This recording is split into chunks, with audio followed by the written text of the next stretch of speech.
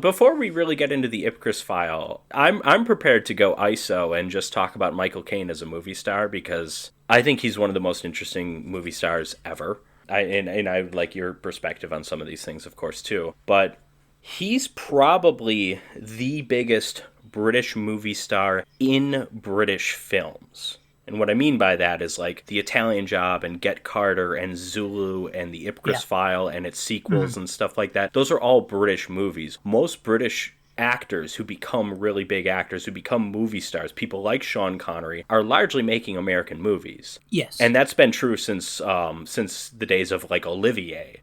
And so Michael Caine has this like uniquely British identity. And then on top of it, this was really America, Canada, hell, a lot of parts of Britain. This was like the first exposure to like a cockney. And I'm fascinated by cockneys. I love how people talk about them like they're a race. For those of you that don't know, cockney is a type of accent, and sometimes it's used to describe a person from the east of London. That's where the accent comes from.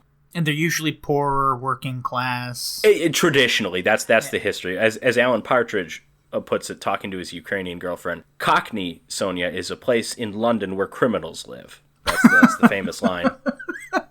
But yeah, so there's like a classism involved. But yeah, like Cockneys were not out there for the rest of the world to see, especially like Britain and its like kind of history of classism and the BBC and everything. They created the RP, received pronunciation.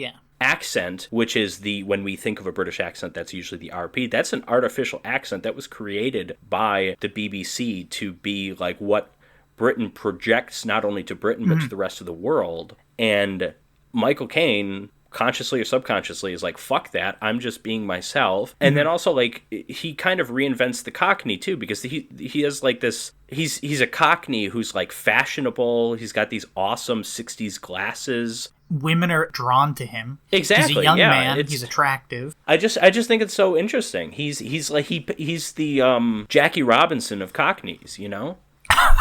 Yeah, okay, yes. I see what you... He is! Yeah.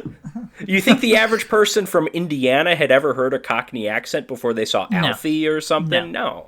And I'm sure there were actually lots of people around the world that were confused by his accent. But in the same way that, like, do you think they would have been confused by Sean Connery's accent? It's funny, yes and no, because Connery, you would think so, because the Scottish accent also is not what Britain tries to push towards the outside world, but there was something about Connery's accent where maybe it was just easier to understand or something, as opposed to like... He's almost speaking like an RP Scottish accent. You know, it's like everything is over-enunciated. And that's him being Edinburgh as opposed to Glasgow, because the Glaswegian accent is kind of less posh. Something about Caine exudes two almost contradictory things. He still exudes that kind of British class of the Olivier Richard Burton, who, yes, is Welsh. He kind of exudes that kind of era of British thespian actor, while still being this, like, Cockney, cool, tough guy kind of thing. And early Michael Caine, especially. And when I was a kid, I kind of hated Michael Caine because I'd only seen him in, like,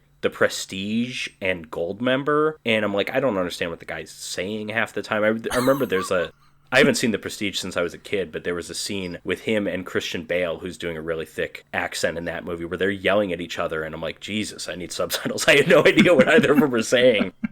So I kind of didn't like Michael Caine until, like, years later. I saw a lot of his movies from when he was younger, and I'm like, holy shit, this guy's awesome. He's obviously a great actor. He's just so cool, though, too. He's like the perfect 60s, early 70s action star, you know, before action movies really take off and kind of become something different. You know, we talked about this with, like, Dirty Harry. Like, 70s action is not what modern action is. 80s action kind of is. Like, he's just perfect for that. And he's one of my favorite actors of all time now.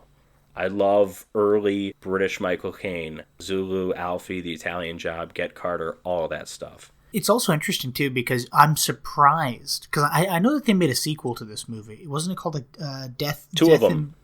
Oh, yeah. Okay. Funeral in Berlin. There was also, like, Billion Dollar Brain or something. There's a movie made by Ken Russell, which is not that great. And then they made some, like, made-for-TV sequels in, like, the 2000s, which is far as I know, are kind of like unofficial. Going back to what you said about Michael Caine being the most...